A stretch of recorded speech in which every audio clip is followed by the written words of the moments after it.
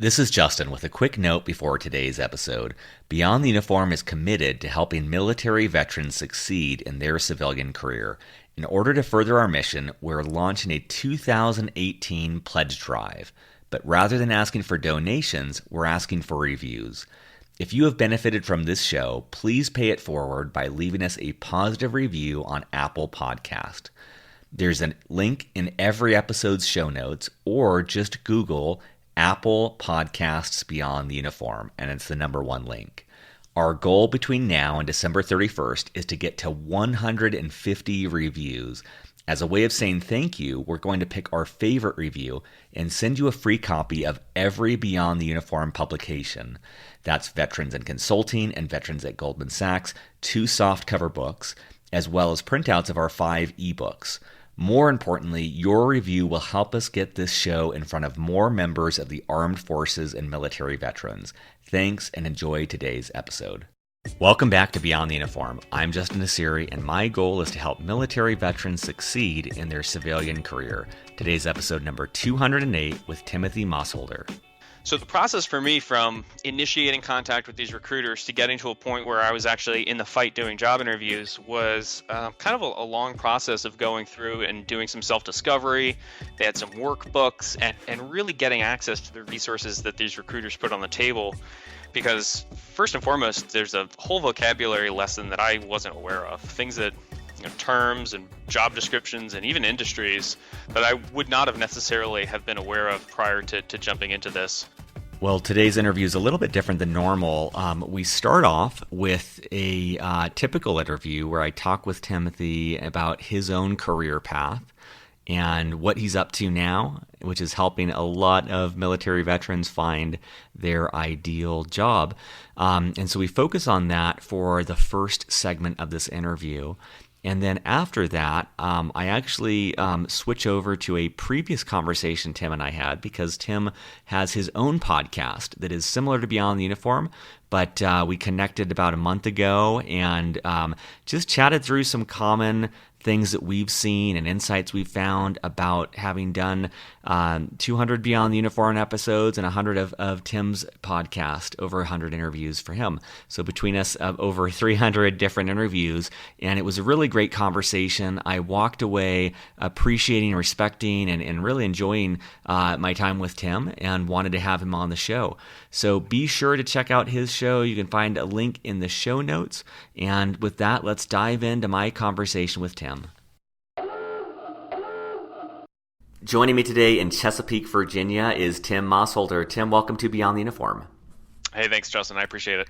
So for listeners, a little bit of context before I give you a brief bio on Tim. Tim and I connected about probably a month ago, and for his podcast had just a conversation of comparing notes on what we're seeing and just overall reflections on the entire military veteran transition space, and really loved Tim and his perspective and the wealth of knowledge he brings to the space. So we're going to do something different today, which is we're going to start with a traditional interview. I'll give you Tim's background. We'll learn a little bit more about his path to his current career. And then we're going to transition into the original conversation Tim and I had, where it was more of just a chat over a beer about different observations. And I think that both pieces of this will be really interesting. But the first transition part will be the shorter of the two aspects. So for context, Tim works at Bradley Morris. He works as in their digital candidate outreach, but he also hosts their podcast where he's produced over 116 different episodes. He started out at the Naval Academy, after which he served as a surface warfare officer for over 6 years, serving aboard the destroyer, the USS Barry, which is a destroyer. He worked for Bradley Morris for over 5 years, and he also works at MBA veterans in their candidate marketing and digital marketing. And so, Tim, first to start off, let me give space if there's anything I got wrong on the bio or intro or anything to add to that. Yeah, nothing you got wrong per se.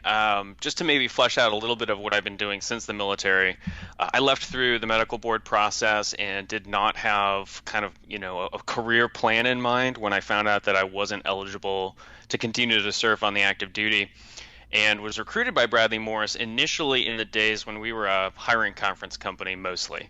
And a vast majority of our placements came from bringing folks in to monthly events around the nation where candidates would sit down with hiring managers, directors of hiring, major kind of players in the decision making chain for any given role, and try to sit down and do multiple interviews in a single day.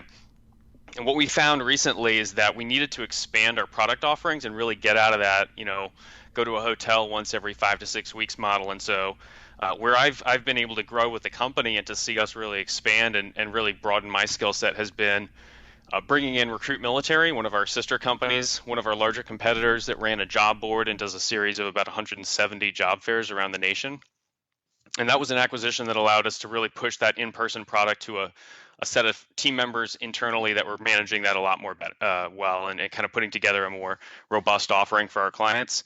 So that's sort of a side company that we also co-manage. And then recently we acquired MBA veterans. That was the brain product of two different MBA graduates who had started the company about 10 years ago as a way to introduce transitioning veterans who were finishing either their first or second year of an MBA from a top 75 school to the hiring managers and the folks at corporate America that wanted to hire MBAs, but also wanted to hire a veteran and needed a unique way to go do that all in one fell swoop.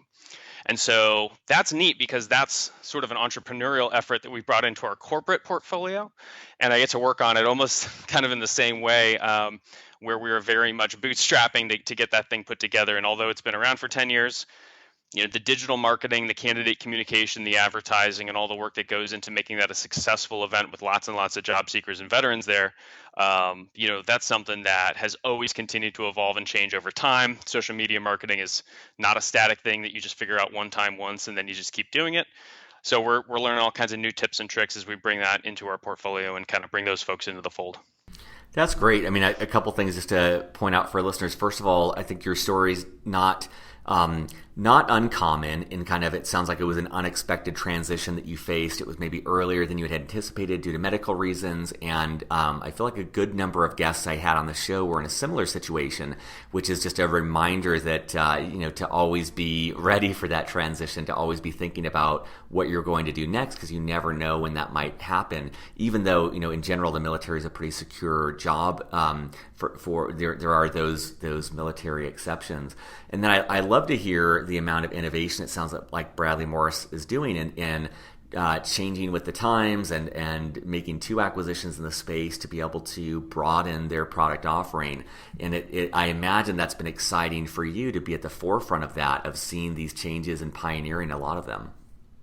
Yeah, well, when I started here, Bradley Morris was an owner, founded and operated business. Sandy Morris was the CEO, and she's since retired. And that change has really changed our business model in a lot of ways. We've got some outside investment from some firms that are actually mostly veterans themselves, and that's helped us to really be able to take a big holistic look at the market and say, okay, where do veterans and companies come together? Where do veterans and schools come together? Where do veterans and not-profits come together? How do we bring these different elements of the world that folks are looking for access to because they're no longer in, or they're not going to get to be in the active duty military?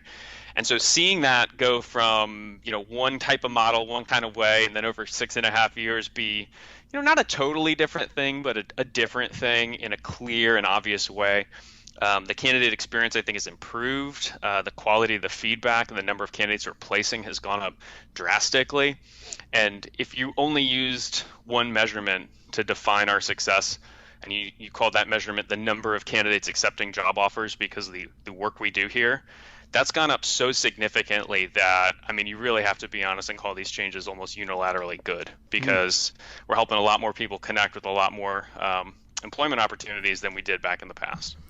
And take us back when you were initially facing that transition. You talked about being recruited by Bradley Morris, but what was that like? So you kind of have this, I'm guessing, unexpected career change. How did you approach your first job search, and how did you get connected with Bradley Morris and decide to give that a go? Well, I was stationed at Surface Forces Atlantic in the Norfolk area, specifically in the N-47 Directorate, which was the Cruiser and Destroyer Material Readiness Team, and that was led by a captain who had previously held command of the USS San Jacinto. So he kind of knew the ins and outs of cruiser destroyer readiness and maintenance. And one of the lieutenants in that office was separating and had recently taken a job as a recruiter working for Navy officers in the local area with a competitor to Bradley Morris. And so this person was coming and going from the office, had all the promo materials. So that was my first exposure to what a recruiting firm did.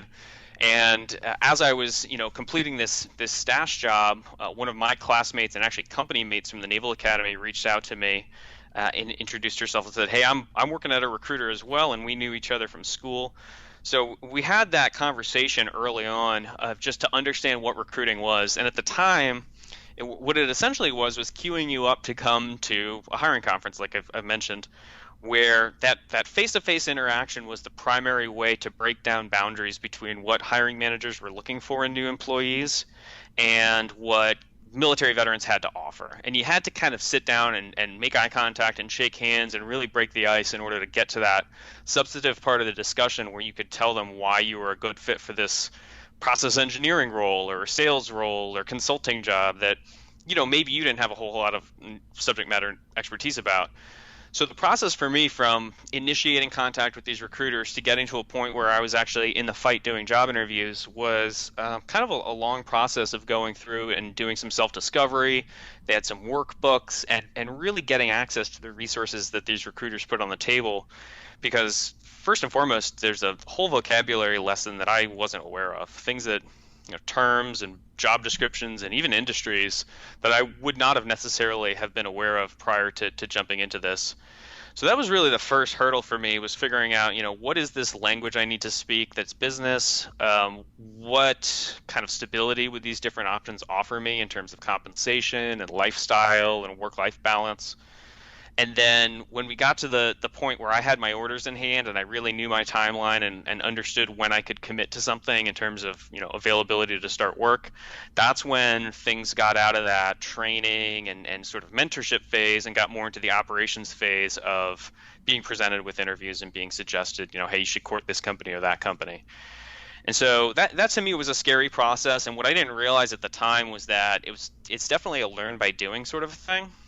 And I had thought that, much like in the military, I'd accomplish some set of training milestones. I'd read all the modules. I'd watch the video. I'd do the workbook, and then and only then, once I was totally ready to sit down and just smash the ball out of the park into the parking lot, that's when I'd start interviewing. And the fact of the matter is that Bradley Morris sort of threw me into some interviews and said, "Look, we get it. This isn't the best thing you've ever heard of in your whole life, but you have to go do these interviews, right? It's necessary to get the reps before you'll be able to do the heavy lift on the job that you're dreaming of and that you've always wanted."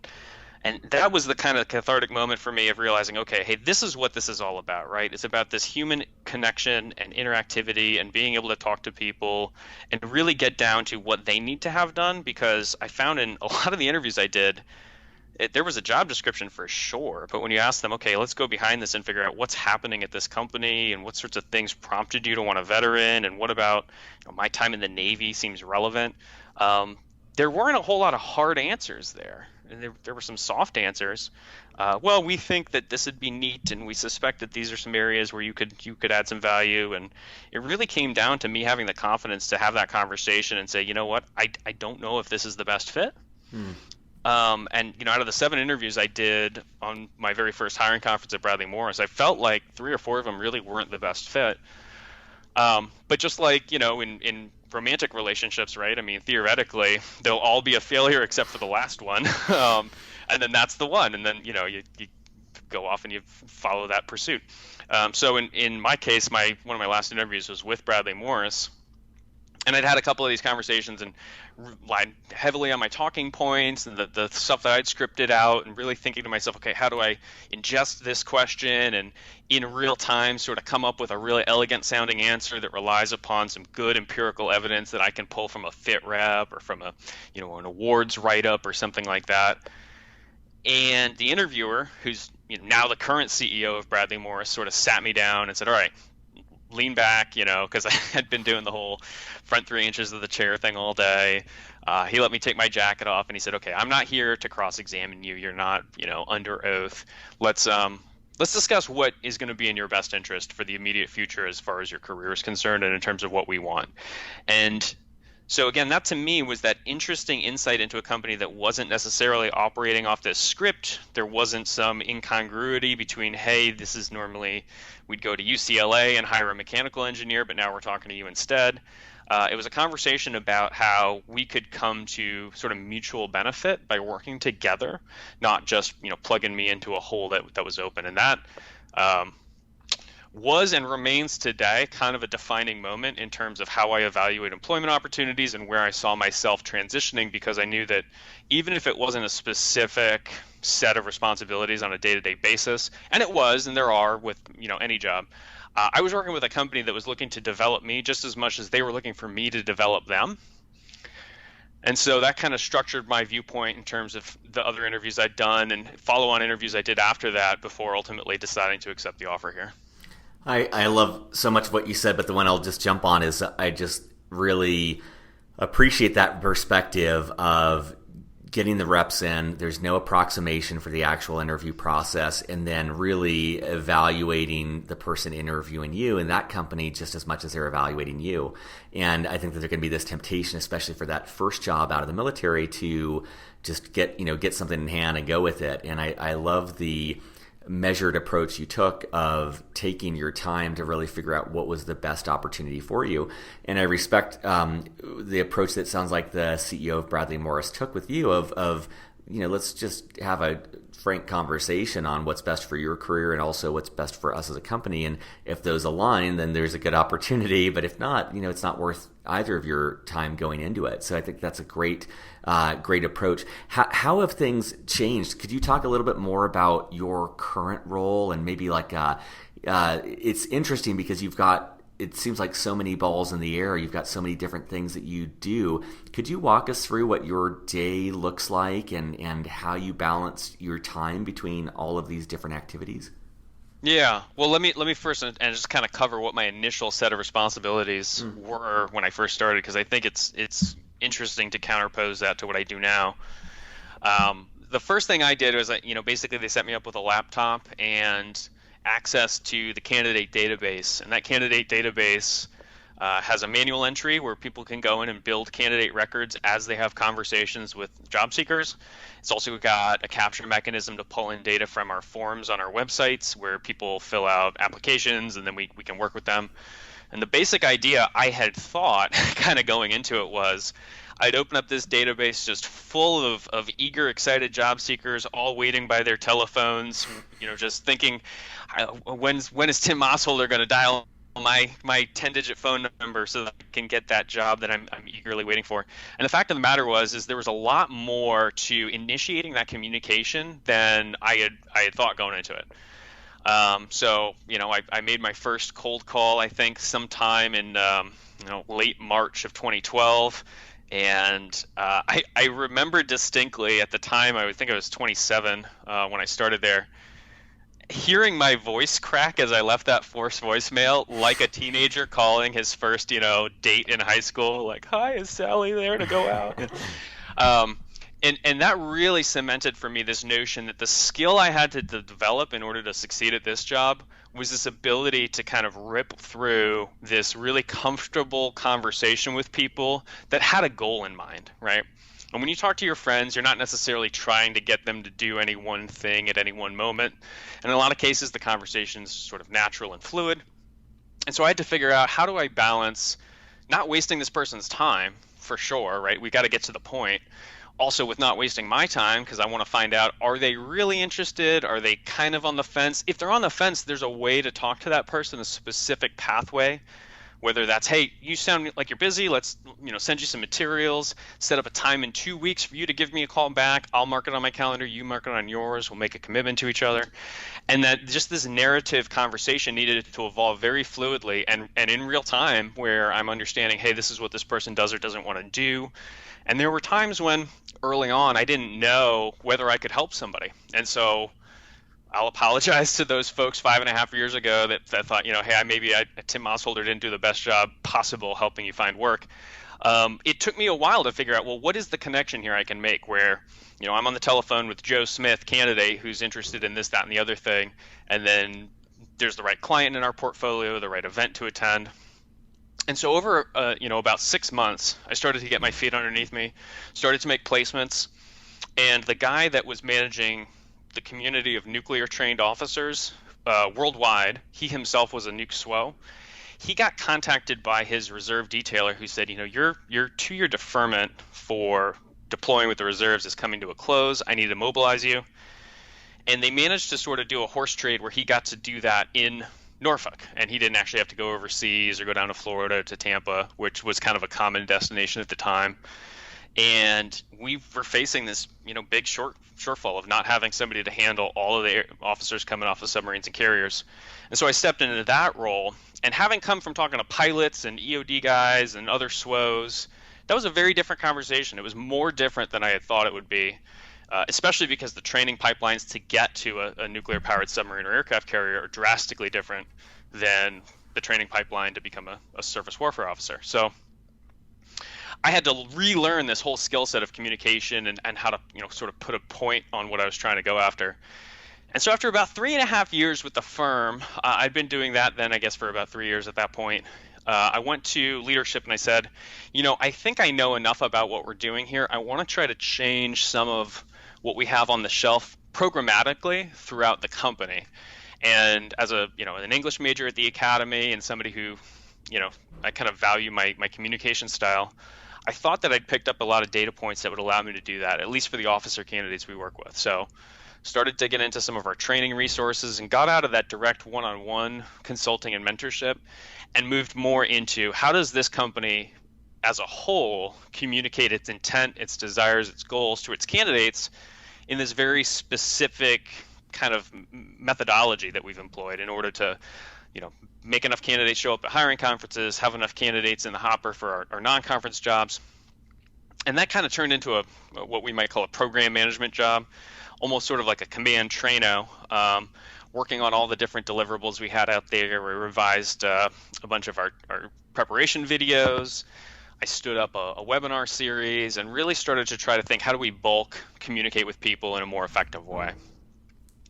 And that was right around the same time that we went through Sandy's retirement. We got some outside investment and had a lot more resources that we could allocate towards things like our website, our digital advertising strategy. And so we went from a company that had a website as a way to sort of let the world know we exist to having a website that was deliberately structured to be an inbound funnel for people who are coming in either on the client side or the candidate side to do business with us and to capture their information, their interests, their desires in a way that allowed our team to act upon that. So right around this time that we're moving into more of a technology direction, we stood up an online job board for Bradley Morris in the first time ever. I was in this position where we needed somebody to tell the story of this to candidates. And so we actually segregated out from our client marketing team the candidate communication efforts into a separate vertical. And about a year ago, a little bit over a year ago, I got tapped to help influence and manage that vertical. And at first I had thought, well, hey, this is going to kind of be like, sprucing up the call to action and writing more compelling email statements and trying to just, streamline this so that it sounds like it's matching the real interests and desires of what candidates have been telling me for 3.5 years they want and need from us. Ultimately, it took me in a much more technical direction of understanding how these systems interface and being able to connect these different parts within our ecosystem, which now included Recruit Military, with the Bradley Morris experience, so that folks who may have never heard of us and went to a job fair outside Fort Riley a year ago, maybe we can enroll them somehow and get them access to these direct placement opportunities, even if they haven't necessarily been to the Bradley Morris website and fill out an application. And so this kind of interconnectivity between our companies and in between our product lines sort of became my way of increasing the overall engagement. And now that kind of leads me to what I do right now, where I consider, any successful day at work, oversight of our technology tools, oversight of our external digital presence, whether that's on marketing platforms like Facebook, Google, places like LinkedIn, We're getting ready to queue up some YouTube content so that we can get some more engagement there. YouTube being the #2 highest volume search engine in the world. I didn't realize that until I heard that from one of our strategy team members here. That basically, if you're in Google and you're in YouTube, you're covering the majority of your search results. So any given day now, I'm pretty much looking at all these different properties that we manage, anywhere that we're putting the message out there, whether, again, it's from our website or it's external to our website, and trying to manage how that transaction is happening with the job seeker ecosystem. This is great. Well, we'll transition now to the conversation we had, but I want to make sure that listeners know how to follow you and get in touch with you. His podcast is called the Veteran Influencer Podcast. I'll have links within our show notes.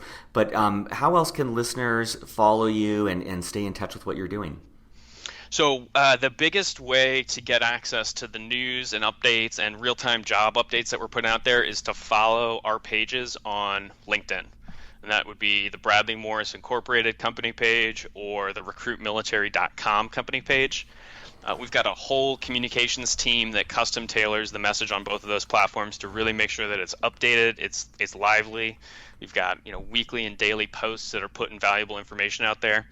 If you want to talk to me personally, my email is tmossholder, TMOSSHOLDER at bradley-morris.com. I'll gladly field inbound emails, and if you want, you're more than welcome to connect with me on LinkedIn. Timothy Mossholder on LinkedIn. There's another Tim Mossholder out there. Just make sure I'm the one that was in the Navy. And you're more than welcome to send me a connection request on there, and we can connect that way also. Awesome. Well, we'll transition now to the conversation we had. But thanks, Tim, for joining me again on this. And we'll for listeners, we'll glide right into the previous conversation. My pleasure, Justin. So I had an opportunity to look through your background, and it's kind of funny. I listened to an episode 92 that you did back in April with Justine Evers. Yeah. And I was listening to her story, and I think mine is fairly similar. I got out through the medical board process, sort of out of the clear blue sky. Didn't have a huge plan for that. And listening to you interview her, I was like, man, this is just like what I do on the podcast. It sounds like a very similar kind of goal of finding out what was each individual story like. So maybe you want to jump in and just give us the quick nickel tour of what you're doing right now, and then we can kind of go from there. Yeah, so I went to Naval Academy, was on subs for about 5 years, and then got out, went to business school at Stanford, and started a company. So I've been in the startup space since leaving the military.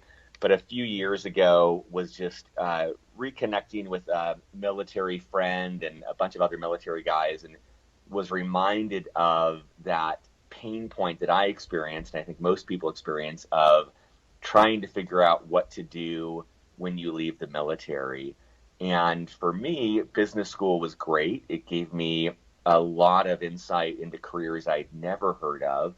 But the downside was it was over $120,000 of tuition and 2 years of opportunity cost. And it just got me thinking of, like, there's got to be some scalable way to highlight, to figure out what you can do after your military service. And at the time, I was listening to a lot of Tim Ferriss's podcast, and I liked his format because I thought, look, here's a way in which he doesn't have to be an expert on anything. He just has to be curious. And I thought that might be a good format. And so similar to you, just went down that path of, can I find different veterans and learn about what they do in their civilian career, how they got there, and what advice they would have for others doing the same. And part of the intention was to just shine a spotlight and show people in the military, look, these are all options that you are really well suited for, and you can do absolutely anything. At this point, I've interviewed the CEO of Pepsi and NFL players and Academy Award nominees, and my experience has been that veterans can do anything. Oftentimes they underestimate what it takes to get that or achieve that career path, but they can certainly do anything. And so at this point, I've done about 188 interviews, and it's been a great way to reconnect with that part of my life and the military community in general. Yeah, and that's kind of the same motivation that I came to it with, thinking to myself, how do we document what's happening in a way that people are going to actually interact with it, right? Because, I mean, I could get on the phone with candidates here at work and talk all day and night through the transition process, and we can do that individual mentorship thing, but you need a little bit broader footprint, I think, to just, like you said, understand the full range of possibilities. And having something you can stick on in the car or listen to when you're working out makes a really great way to kind of expand that volume of, like you said, individual examples there. Totally agree. And if I'm understanding your situation, you represent, like Justine, you represent the extreme situation where you are forced to transition before you're necessarily ready, or before all of your peer set and friends have transitioned, and so the resource you would have had of calling on them to learn about how they transitioned, it's almost like you have to forge your own way without any support or resources. I interviewed a guy, Tim Avery was the same way. He got out, he was Naval Academy after just a year or two, was medically disqualified, and it's kind of like the sense I got in talking to him is you're on your own. Like, you really have to bushwhack through this career field on your own and figure it out for yourself. And so I appreciate the difficulty that you must have been faced with in that. And I love that. I imagine that gives you a lot of motivation to help others, so they're not wandering in the wilderness trying to figure out what their calling is or what they want to do next. Well, one of the big challenges that I think folks who get separated without having made the deliberate choice to leave the active duty, whatever that reason is that and I can speak to mine, and I think I can infer from my background that there's some others that feel this way. You sort of have to decide how to get excited about a civilian career if it's not what you wanted for yourself. Mm. And that's a difficult process of trying to sit down and say, and I spoke with another gentleman about this recently, hey, how do I get excited about a job interview when I'm going to be, doing something that I wouldn't have chosen for myself? It's not something that I had planned for. And so that redefinition of identity that happens simultaneous to also having to find out where your next meal is coming from and where you're going to live and who are the people you're going to surround yourself with when you get there, that's a real challenge. And there's plenty of resources out there to, use the internet or veteran networks or the official government programs like Transition GPS and whatnot to actually get some of that basic rudimentary contact. But there's not a lot out there for people who say, okay, this is great, but I thought I was going to retire as the most successful CNO in the history of the United States Armed Forces.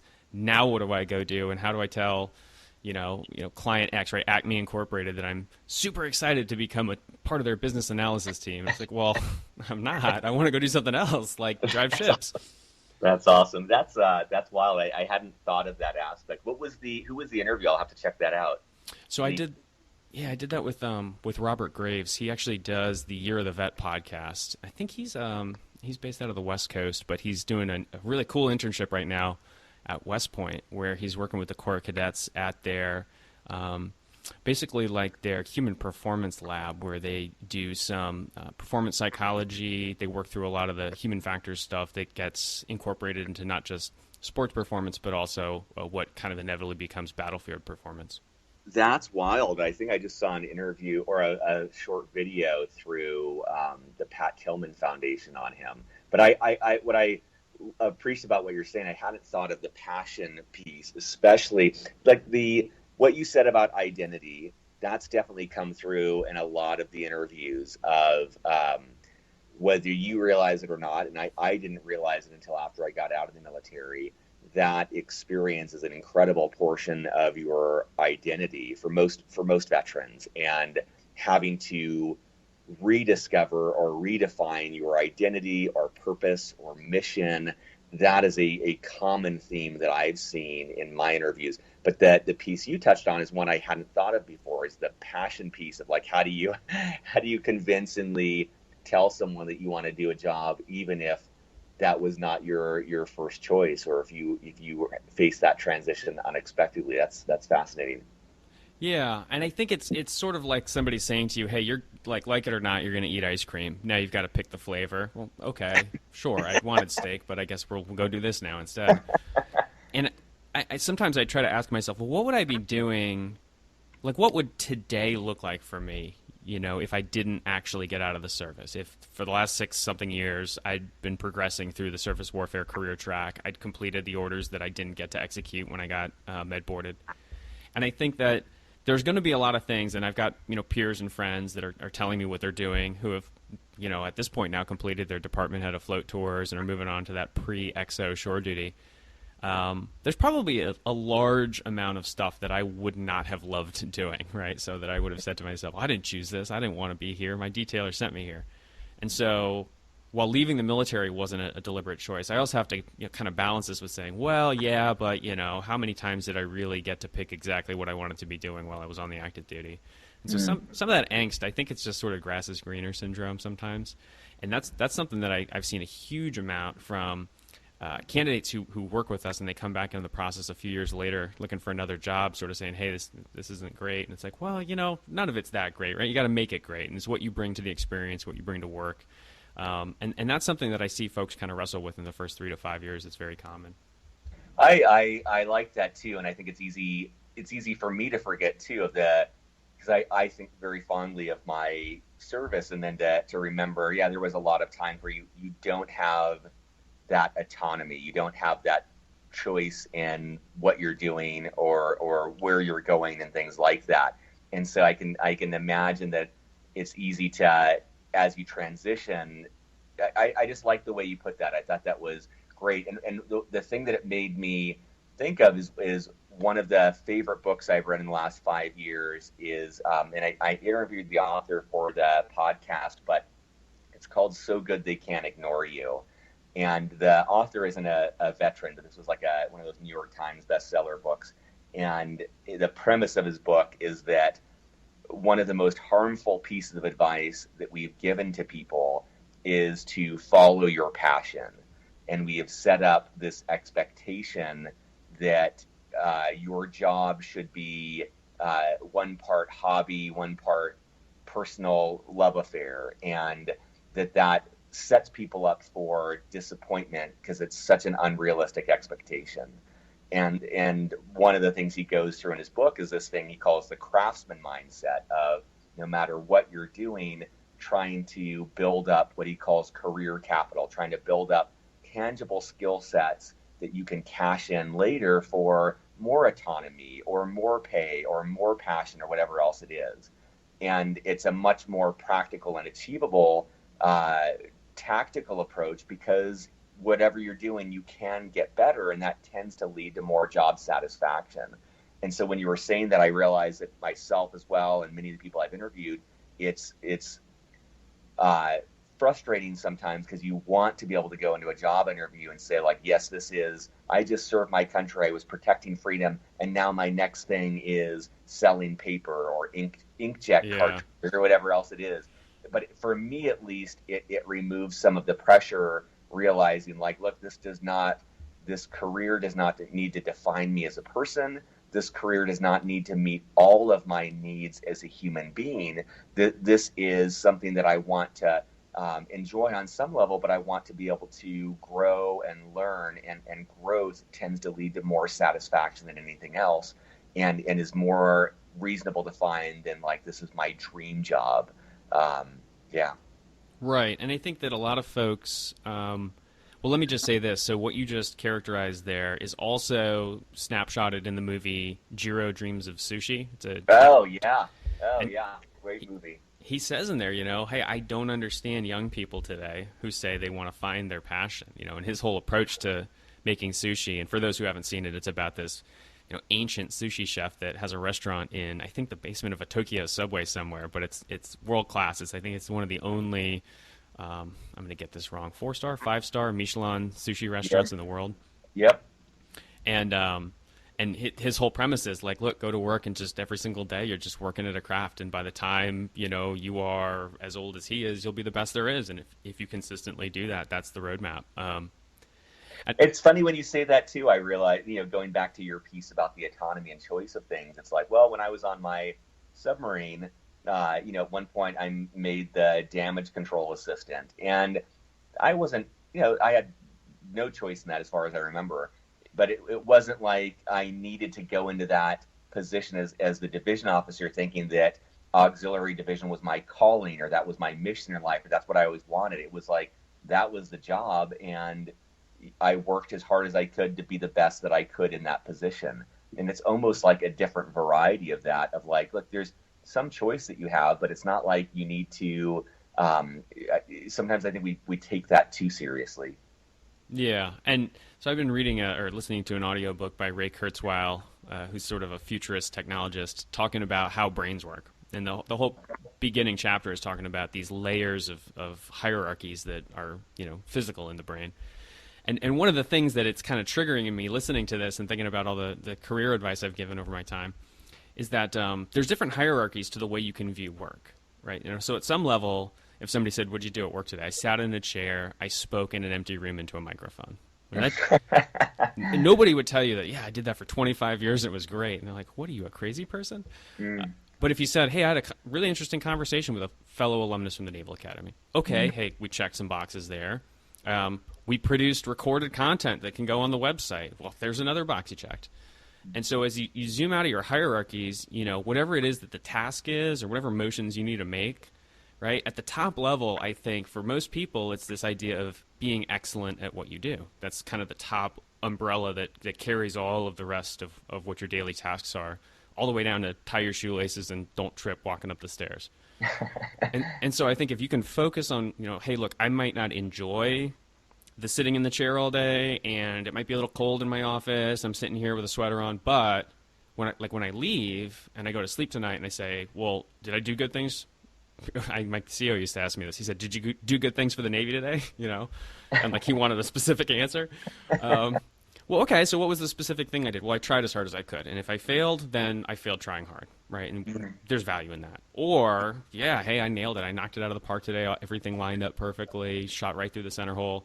Okay, that's even better. But at the end of the day, I worked as hard as I could. And that's the kind of thing that whatever it is you're doing, you should always take pride in that. And that's what I think is really hard to grasp getting out of the military, because when you become a civilian, like in the military, yeah, there's definitely a structure to that. And there's a framework to how you can work hard, because you go find the right book and you just read it. And, oh, there it is. Tech Pub, blah, blah, blah. It tells me how to work hard at this. And that's not necessarily as true on the outside. I'm curious from your perspective, because you went into graduate school right after the submarine community, right? Yeah. How did that kind of, do you think, convert your mindset from, hey, find the instruction, read the pub, talk to the SME, then going through that crucible of kind of redefining some of your professional mindset, and then becoming an entrepreneur where there was, not to say no rules, but certainly no instruction for how to make that work properly? It's interesting. I think that for me, it's funny saying this, because I think that Navy nuclear power is kind of, in my mind, viewed one way, which is kind of studious and studying and book smart, things like that. And I just think that I've learned more in my life just through experience and interaction and finding experts and talking with them. And so I think that the part of business school that really connected for me was being the soaking aspect of just being surrounded by different people for highly concentrated periods of time in extreme activities for 2 years. And in that, you just through osmosis suck in so much about the vocabulary, the understanding of career paths, the understanding of even stupid things like, hey, this group of people over here I don't tend to like or get along with, and this is the career path that they've chosen, so therefore I'm probably not going to want to do that career path. Things like that.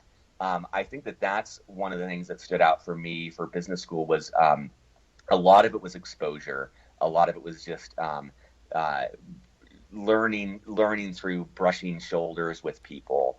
I don't know if I guess maybe through that it changed my thinking from, I'm trying to think about that actually. Was there a fundamental shift in thinking? Because I honestly, Tim, I look back on 10 years now in entrepreneurship, and I feel like so much of the success I have had is rooted in, honestly, lessons I learned at the Naval Academy. and I'm not saying that out of lip service to the military, but I think that a lot of what is most poignant from my experience in the military was the sense of breaking through mountains, like just sheer determination and a willingness to do whatever it takes to succeed. And it is a small, tiny example, but like, it's 7 a.m. here in Denver. And it's like things like that I think that most veterans don't bat an eye at, of like, oh, okay, if I have to get up an hour early, or if I have to go do this before work, what's the big deal? Like, you can just kind of power through different things. And the business school side of things was incredible for me, for having credibility, for having like kind of a calling card, as well as a network. The network has been extremely valuable. For me, I'm not honestly sure how much of the academic learning has influenced my entrepreneurial journey. And that might just be me as a person, or it might be that that's not the pure intention of business school. But yeah, I'm kind of rambling at this point, but I feel like it's been more of the for me, it was more the experience of meeting people than any like tangible skill set that I obtained through that grad school program. That's kind of the exact feedback I've heard from other folks as well, in the sense that, and I don't want to put words in your mouth, but it's not to take anything away from the curriculum, but that the majority of the value of the curriculum was in facilitating those interactions, not necessarily Yes. like the new data that you included into your cognition. Yeah, and that was just to give context, because we're all unique snowflakes and all of that, but it's like my experience in the military too. When I look back, I don't think about the nuclear engineering I studied for submarines. I've probably forgotten all of that if I ever really understood it. And I remember more being officer of the deck on the mid watch, and the experience is what stands true to me, not the academic education. And I imagine there are people who are the exact opposite, where even going through business school, like the classes did make all the difference, and that did provide the value they needed, and they probably extracted way more knowledge, and they're more successful in applying it. So I don't want to play it up that there's no value there, but just for me, 10 years out, it feels like almost all of the value for me was the people I met and the experiences I had. And that's probably a byproduct of your life and where you've come from. And if I were to ask lots of other veterans that were high achievers in engineering degrees at the Naval Academy, they may all tell me the same thing. And in fact, my roommate went to Harvard after school. He was an aero major, and he said the same thing. And I wonder if that's just by virtue of where you come from, that element of networking and interaction is the most valuable thing that you're looking for, versus somebody who's been in that for 5 to 7 years. They got out of college, they went straight to Wall Street, they went to a consulting shop, they did something that was kind of in line with where the other folks that matriculate to business school come from. And then they're there to, okay, hey, look, I've been struggling with this concept in meetings for the last 6 months. I think I need to sit here and pay attention and get it. Whereas you're like, oh, cool, yeah, statistics, rad. I'm here to listen to this guy who started his own company that's giving the keynote tonight, right? Yep, Then I'm going to get with his absolutely. assistant, and we're going to do a thing. Right? And that is one regret. That's kind of the number one thing piece of advice I give to veterans considering going to particularly business school is I got out of the Navy, and I took nearly 6 months and just like traveled around Southeast Asia, and that was incredible. But I really regret that I didn't take 3 of those months and just worked somewhere. I don't think it would have really mattered where, but when I look back, my first half of my first year at business school, I was just skimming the surface of knowledge. Like, I was learning job titles, I was learning career paths, I was learning basic business vocabulary. And the price that you pay per hour to go to these schools is quite high. And I feel like if I had taken 3 months and worked in an office and gotten to know just a little bit more, I could have achieved that knowledge at a much cheaper price. Hell, I would have been paid to be doing it. And then that would have allowed me to go into these classes and drop in 3 or 4 levels deeper. And to your point, that my classmates that had spent 5 years in consulting prior to business school, they were operating on a different level. Like, they were obtaining so much more and so much deeper comprehension from classes while I was just swimming in the kiddie pool in the same class. Yeah. Yeah, it's sort of like doing a joint tour and ending up in like, wait, we speak French at these meetings? Like, hold on a second. Yeah, yeah. I was curious though, one thing I'm always curious when I talk with people with your background is, because I've done 188 of these interviews, but this is just on the side. And in your job, you are just interacting. I'm imagining in a few years, you're interacting with thousands of different veterans. And I'm always curious to see, like, is there any trend that you see around misconceptions? Like when you're talking to people who are on active duty, have you seen any overlapping areas where they're expecting things to be one way, but it's actually something completely different? Yeah, I think this is tough to touch on because what I see, I think I observe various personality attributes that align to certain interests, and I see personality attributes that don't. And I try not to be judgmental about whether those are, good or bad, but I do see people who I think inhibit the total volume of like successful outcomes they could experience because of these preconceptions. And so one of them I'll tell you is that I think a lot of military veterans who haven't worked in corporate America, they view companies much like a consumer would. And so they think to themselves, okay, what banks have I banked at?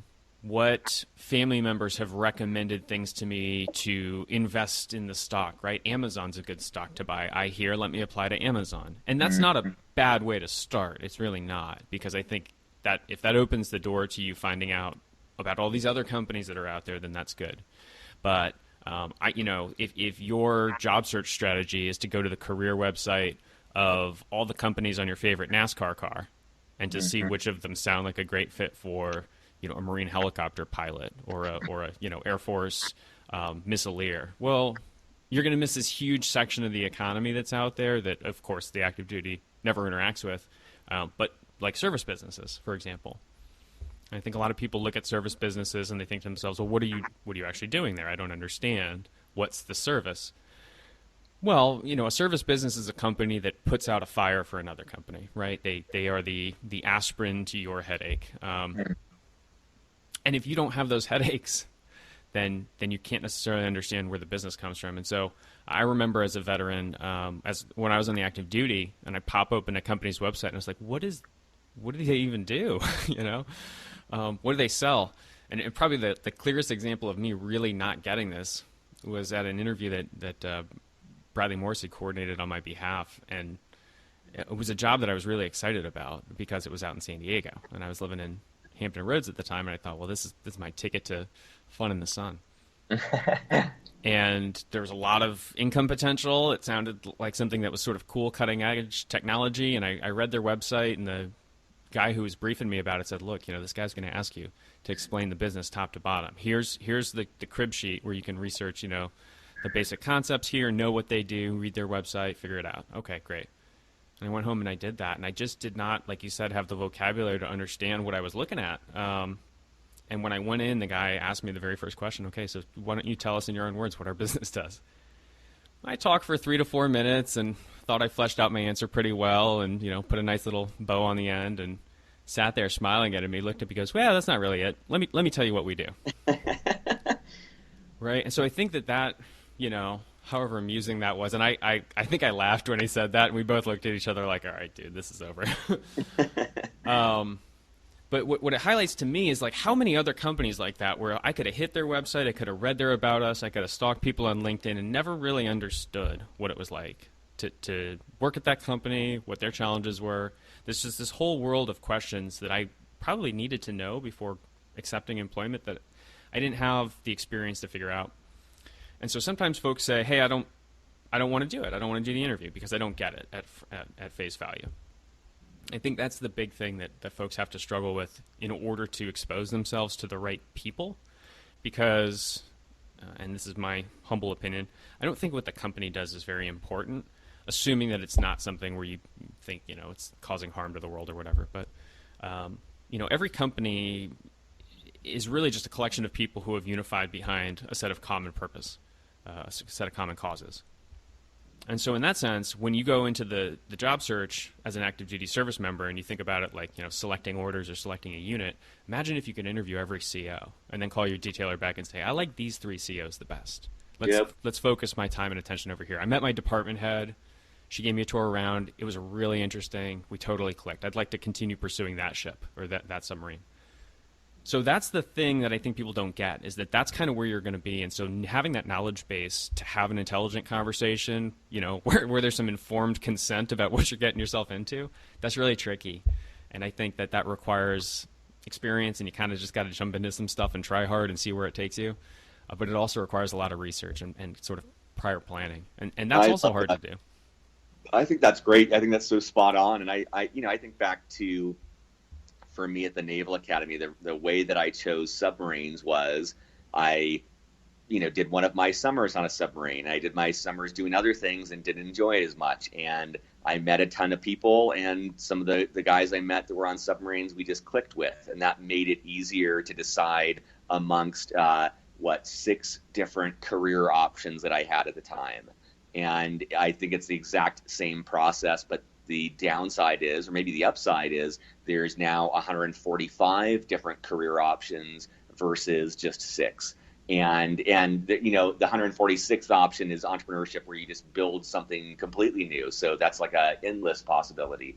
But it's in my view, it's a similar process of coffee chats with people. And I that's kind of how I view both of our shows, is just recorded coffee chats with different career paths and getting a sense of like, okay, do I like this person, or do I like what they're describing? And then ideally you can do little miniature experiments. Maybe you're listening and you're on active duty and you don't have 3 months to go work somewhere, but hey, maybe you could take a week of vacation and go work somewhere and go shadow some CEO. And a week of data is a lot of information. That's like probably, most people listening could listen to or could spend a week on a submarine and definitely rule that out as a career path, or definitely say this is something I want to dig into deeper. And I've always encouraged people who have that flexibility to do a weekend or a week or a summer or something, working in a place. The amount of information you get is so key.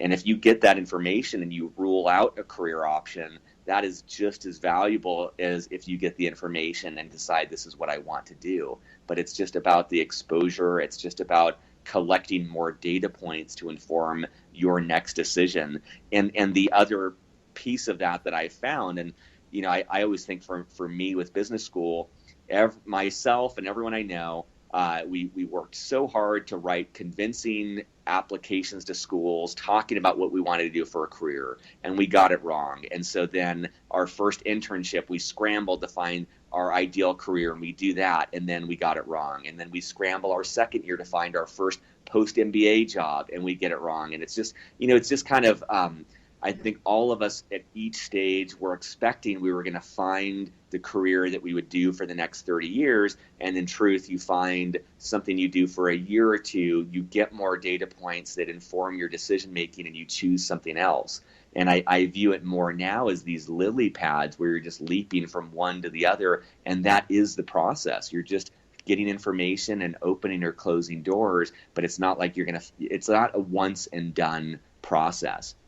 And that's one of the things I interviewed this guy, Andy Chan, recently. He was the director of career management at Stanford while I was there. And that was part of his point is this job search that you're doing when you first get out of the military, the truth is for 99% of people in the world, that job search you are going to do at least 6 or 7 different times in your career. And so you might as well get good at it. You might as well put some effort into it that first time of learning how to do it, because it's a process you're going to have to repeat multiple times. And that's, partly because we just as human beings, we change over time, and you get more information and more insight about what you like, and you get maybe closer and closer. But the thought that you would just nail it off the start is, I think, putting a little bit too much pressure on oneself. For sure. And I think that there's a couple of ways to offer some security there, one of which being to find a company that can give you some maneuvering room in order to change careers internally. And I think a lot of folks follow that intuition and they go into development programs, or they go to large, publicly traded companies that have enough of a geographic footprint to expose them to different sectors of the economy if they wanted to be.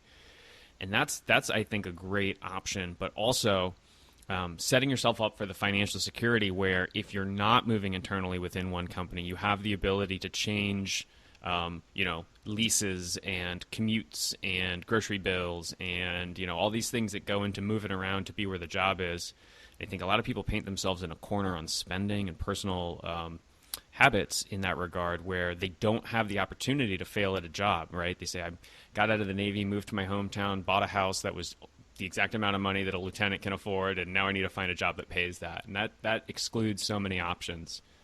And it's a rational notion. I mean, there's nothing wrong with that, especially if you're married and want to have kids. But yeah, I love that. That's a great point about the joining a company that gives you that flexibility to grow and change location or functional role or things like that. That's awesome.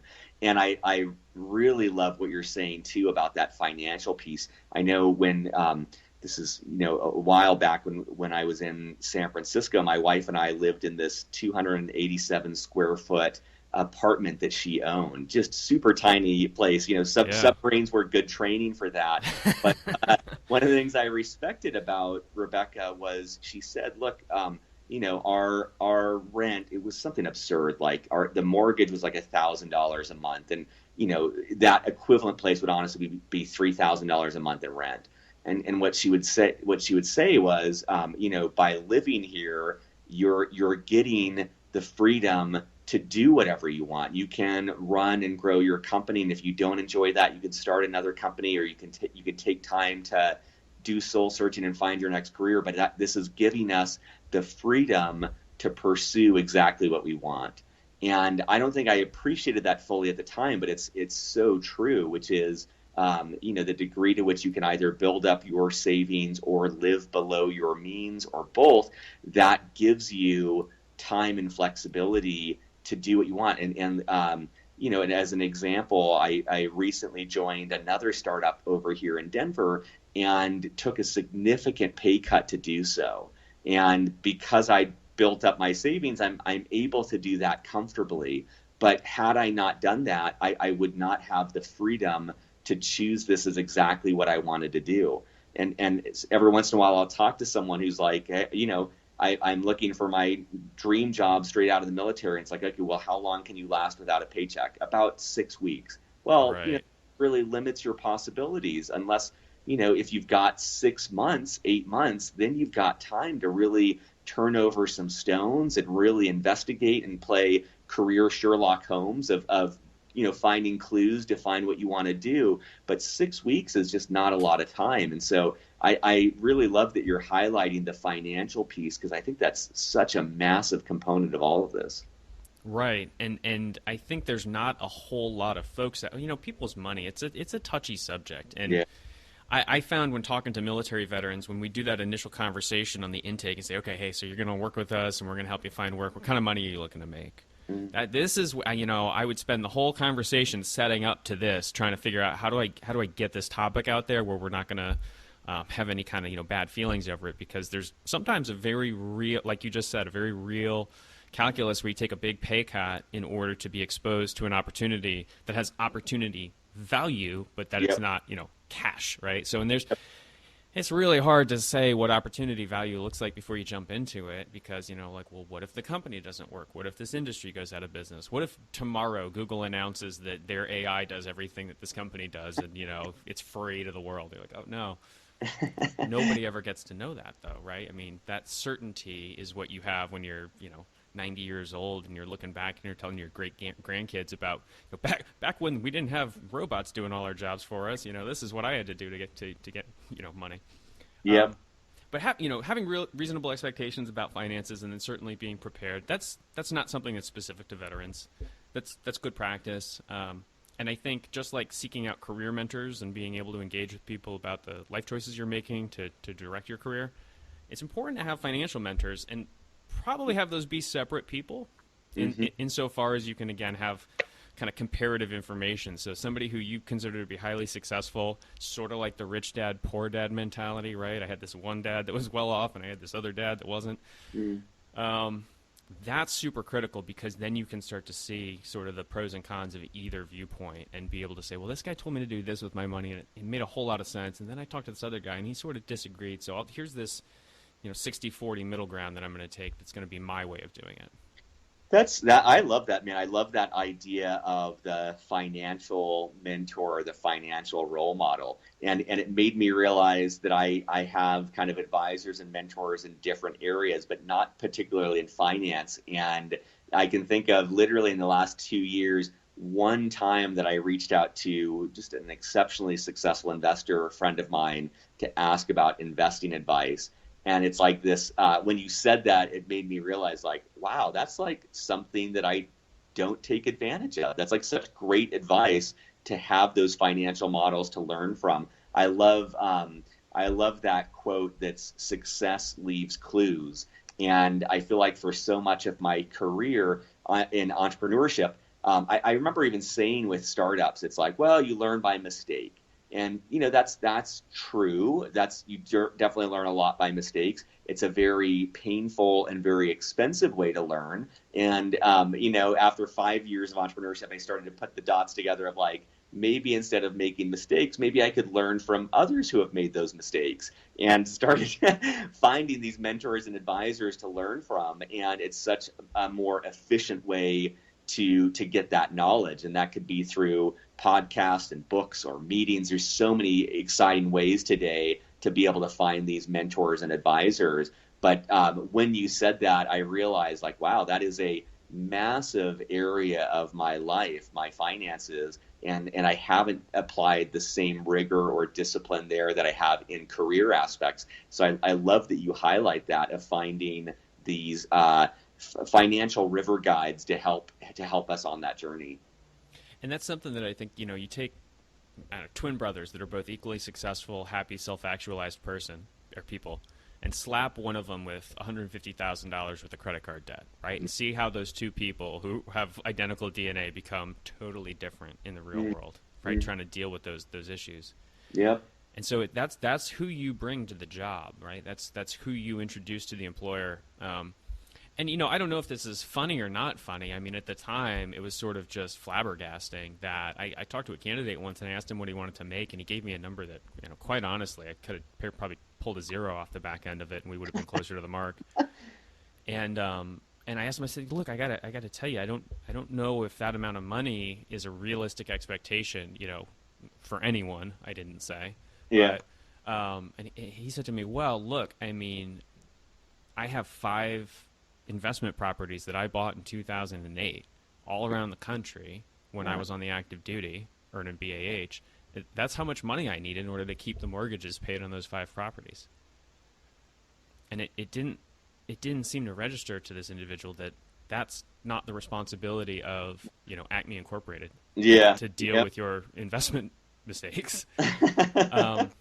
And there is a remedy to those 5 underwater properties, right? It might not be the one you want, but had that person not had that issue, they could have come to the table and said, hey, look, here's this different number that's much more reasonable. Now let's move forward. And so however much time that occupies, or however much attention it occupies, however it alters your psychology and, probably down to a very biological, chemical basis, creates, negative outcomes for you with your business environment, the people around you. Yeah, it's so true too. And it's I realize more and more how much stress inhibits my own creativity, and how stress prohibits me from seeing possibilities and options. And I can think of the times, whether it's finance or other areas of stress in my life, when that is most acute, that's when my performance is the worst. And it's like, if you're approaching your career like Olympians approach their sport, you want to make sure that you're functioning at that optimal level. And to do that, it's like, if you're an extreme athlete, your nutrition is dialed in, your sleep is dialed in. Like, these are the foundational elements that allow you to be world class. And I think, at least for me, and I would extract that this is probably true for most people, when I am stressed out of my mind about keeping my 5 properties afloat or whatever is giving me financial stress, that's going to limit logistically the offers that I can take, but it's also going to really change my mindset. It's going to change how I'm showing up in interviews. It's going to change how I'm showing up in my day to day in a way that's going to keep me from being my personal best. And that's something I've heard on your show as well, is this mindset of how to sell yourself in the job interview, and what are the ways to do that convincingly without seeming like you're trying to, get somebody to buy a clunker used car. Yeah. Right? So that ability to say, hey, we're going to have this conversation, and if it doesn't result in an employment offer, that's okay. In fact, that might be a good outcome given the way the conversation goes and how that relationship evolves over time. I love that. But a lot of folks, again, if they're in this position where there's some sort of stressor that's being applied externally that could have been mitigated through more planning, I've seen the impact of that, and it can sometimes be very devastating to people. However, that negative experience, can in and of itself kind of be that cathartic moment where people say, look, that did not work at all. And here we are 6 months later. What am I going to do about it? Yeah, and I love when you're saying that, it makes me think, too, of the advantage I've seen from people who take the long view on their career. And this guy, Jimmy Sobko, I think it was the second interview I did. He got out of the military after 5 to 7 years and went to Pinterest in San Francisco. But he started as a customer support person. And I'm guessing he was making $40,000 a year. And I, probably before that, I don't know, in the military, maybe 120. I mean, it was a just complete fraction of what he was making before. And not just the financial piece, but the title was, just an entry level position. Everyone around him was straight out of college. He was commanding warships, and now he's next to some 22-year-old, and it was just a blow to pride in many ways. But that step back allowed him over time to rapidly accelerate in the organization, and he's had an incredible career in tech since then. And so that, and then the other piece I always think of is one of my instructors at business school, Joel Peterson. He's the chairman of JetBlue Airlines board of directors, incredibly successful. But he always used to say, look, you'll make the most money in your career between age 40 and 50. And so everything is just about lining yourself up so that when you hit age 40, you are just in the spot to crush it. And both of those stories make me think of man, if you can take the long game in your career, I'm so often in the rush. I want to get to the end state. I want to be in that end job. But I kind of look back on myself and in some of the people I've interviewed, it's if you could just take a few deep breaths and approach this as, lily pads. I'm going to do this. I'm going to obtain these skill sets. Then I'm going to do this next thing and obtain these skill sets, and then do this next thing and obtain these skill sets. And then I'm going to be in the position to do things. And that's not to say putting your dreams on hold, but taking the long game of, really preparing for this, for your long-term career rather than just being fixated on what's next. And that's something advice I would wish I could give to myself in retrospect, but also I've seen that consistently across people I've interviewed, of just slowing down and not feeling like you have to nail it the first time.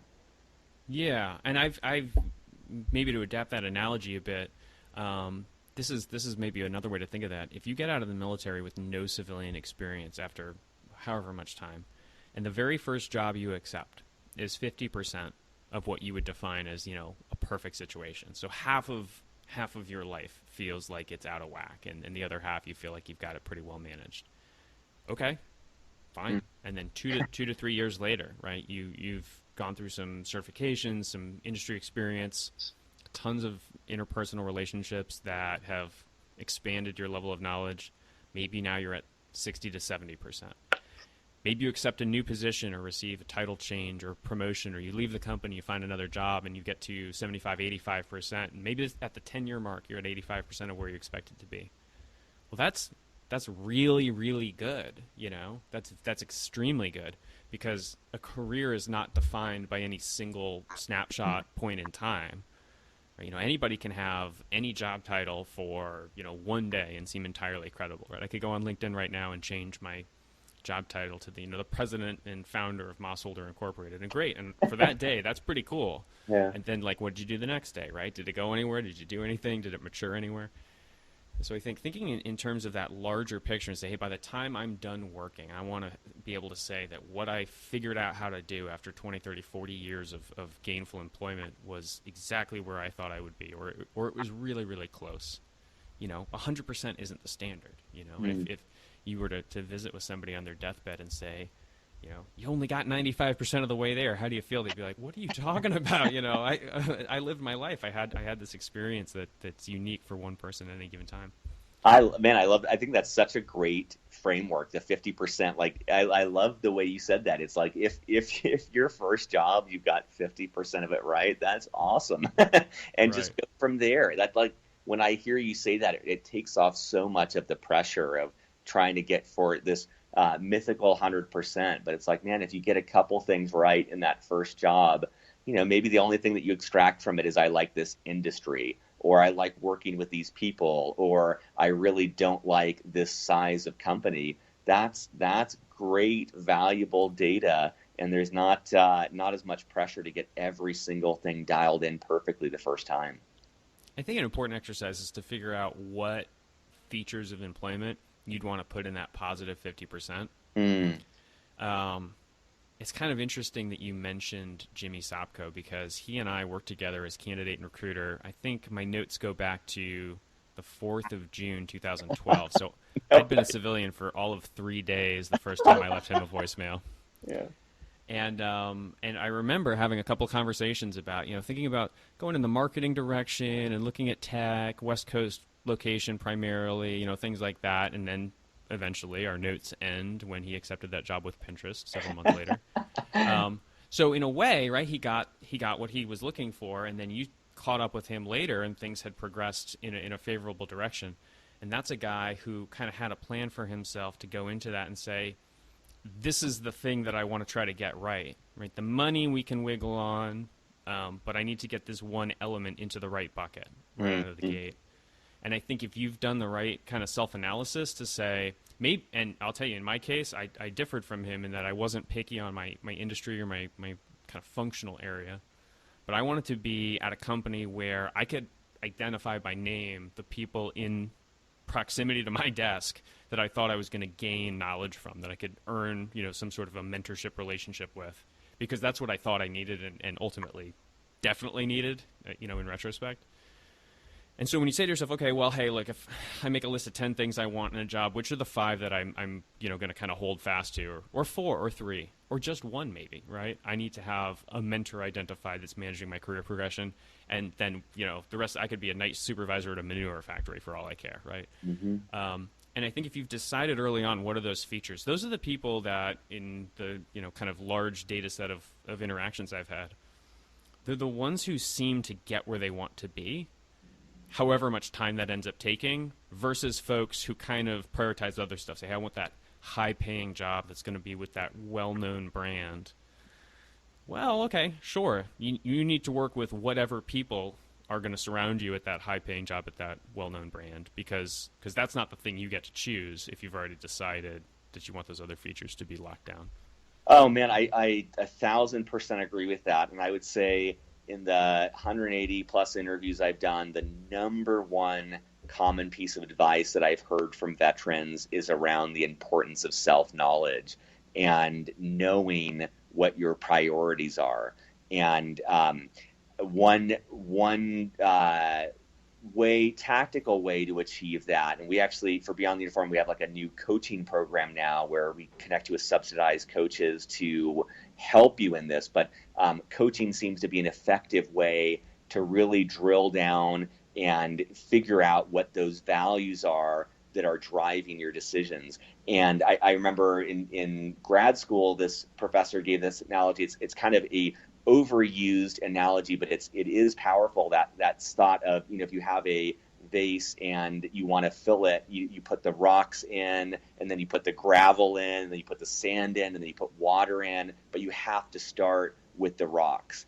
And being not only having that self-knowledge, for me, more and more as I think about this, it boils down to honesty. Like, can I really be honest about what does matter most? Is it location? Is it the functional role? Maybe, in that analogy you were given, maybe I can be honest with myself and say, you know what, I really care right now what other people think, and so I want a job at a well-known institution. And I hate that that's true, but I really, really care about what other people think about me. So being honest about that and letting that be okay, but then it allows you to rank order those priorities. And the lens sometimes I look through it is, you've got location, you've got title, or the functional role in a company, you've got the industry, you've got salary, work-life balance. It's kind of putting the top two, and you can kind of make decisions around that. But it's unlikely you'll get all 6 of those characteristics. But if it just makes it easier. If you're getting out of the military and you say, I love San Diego, so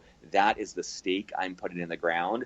Oftentimes, vets that I talk to, they're so hesitant to rule things out. They say, I'm a jack of all trade, I'm a Swiss Army knife, I'll do anything. And when you say that, it's like, I can't help you. Like the mental Rolodex, it's just impossible to see where I can fit you in. But if you tell me like, hey, I am dead set on San Diego and I want to work at a 10 to 50 person company in the food space, well, then that's something that's so actionable. I can connect you with someone, or I can give advice, or I can be really tactical on that. And so that self-knowledge and the explicit priorities just make it so much easier for you to find what you want and for others to help you obtain that. I think a lot of people cringe at this idea that they're going to go into like talk therapy and be super honest about their feelings and stuff, especially from the veteran community, because it's not something that's like, people don't solicit your emotional health all the time in the military, And there's a lot of value in it, right? There's a lot of value in putting yourself in an uncomfortable interaction with a mentor or a coach or a therapist or a psychologist, where you are forced to encounter, differing viewpoints about the way you're kind of processing your worldview. And I think once you do that, you can see on the back end, you're like, okay, yeah, that was worthwhile doing, right? Maybe we got a little touchy-feely for a little while there, but I think I know some things that I can then go, like you said, it's actionable now to go out there and find these sorts of to prioritize your company search that way.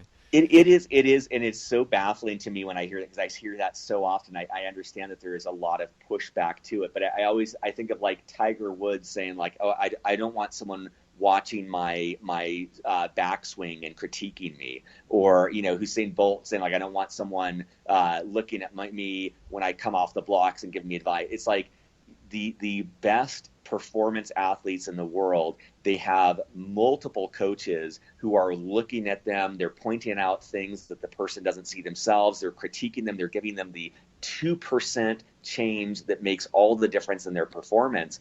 And I view, for either emotional health or for career success, these coaches, executive coaches, career coaches, therapists, whatever bucket you want to put them in, it is Maslow's highest, it's self-actualization.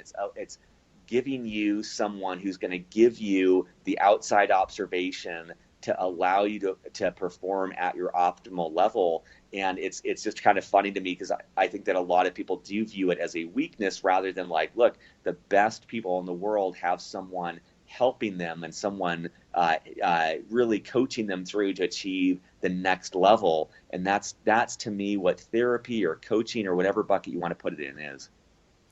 And if you're, let's say you're an infantry company commander in the Marine Corps, you're not necessarily going to the guiding temple of natural light to get this advice, right? So there are different places that you can seek this out. Maybe the best example is, look at a cockpit in a military aircraft that's a multi-seat aircraft. Those people don't say, hey, NFO in the back seat, I got it, I'm the pilot, I know what I'm doing, and my competency is directly related to how little I can rely on you as a resource. That's crazy, right? In fact, your competency is directly related to how much you can rely on each other as resources. That's great. And there's a framework for that. There's a communications protocol. There's a cultural indoctrination that when you join the aviation community, you learn how to interact as resources in the cockpit. There's rules on paper, and there's unspoken rules within the community. And there are organizations like yours, like mine that we are veterans talking to veterans about veteran stuff. And so while it's always valuable to find totally unique perspectives and try to incorporate that into your mindset, you want to talk to a SWO about what it's like to be a SWO getting out of the military. Well, first of all, listen to the podcast. And then second of all, give us a shout, because that's the framework that we've set up here. And if you're looking for assistance with, emotional health or recovering from trauma or whatnot, right, there's people that they've dedicated their lives to making that available to veterans and to people out there. So I think really being in tune with what the resources are, and then having the courage to ask for them, whether or not it's something that's problematic, or you're thinking to yourself, I need that next step. I need to level up somehow. Where do I go with that? Even if you just wander onto any random college campus near you and find the Veteran Services Office and say, hey, what do y'all got? I was in the military once. There's always going to be that framework, and there's so many of them now. We're 17 years post 9/11, and there's been almost 2 decades of development in this space. That's awesome. I love it. Well, Justin, I want to be cautious of your time here. We're at about an hour.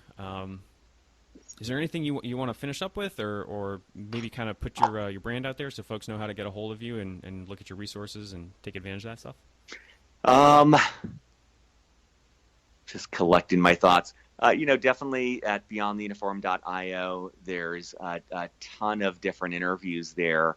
One section that just comes to mind is there's I categorize some of the interviews by resources, and talking with you, Tim, I'm even more aware now of there are so many incredible resources out there. There are so many great people who want to help the military community, and I know it can be difficult to find them or to kind of navigate through that. So I would recommend maybe checking out the resources section, because there's a lot of great nonprofits and for-profits who are just trying to solve some problem for you, whether that's the career search or finances or whatever it is. And so, I would recommend you check that out. And if those organizations resonate with you, check them out. If you're thinking of grad school, Service to School is a great organization, or for anyone, a free resource, American Corporate Partners. I interviewed them a way back, but they connect you with mentors for free. And so it's kind of like a buffet of, so many different options, and just kind of sample through them and see which ones connect with you. Not all of them will, but the ones that do, take advantage of that. You have earned that with your military service. You've done a great act for our country. And I know a lot of the people I interview, that element of service runs deep, and they can feel selfish for doing things that, in my view, are not selfish at all. It's just kind of being honest about their needs and prioritizing their own needs, oftentimes for the first time in a long time. And so as you're thinking of this career transition, be okay being selfish, be okay putting your needs and your family's needs first. And one way to do that is to take up these offers for help. And there's a lot of people that want to help you. Just kind of figure out which one you want to work with and experiment. If it doesn't work well, try another one, because there are lots and lots of people out there offering free things for you to help you out. Yeah, as one of those people, we're all dying to hear from you. I don't know anybody who's in this space doing this sort of work who's like, yeah, I don't know, we'll hear from that guy later, right? We want to hear from you now. Well, Justin, thanks so much for your time, man. This has been really interesting and fun. I appreciate you coming on the show. Yeah, thanks for having me. Surface.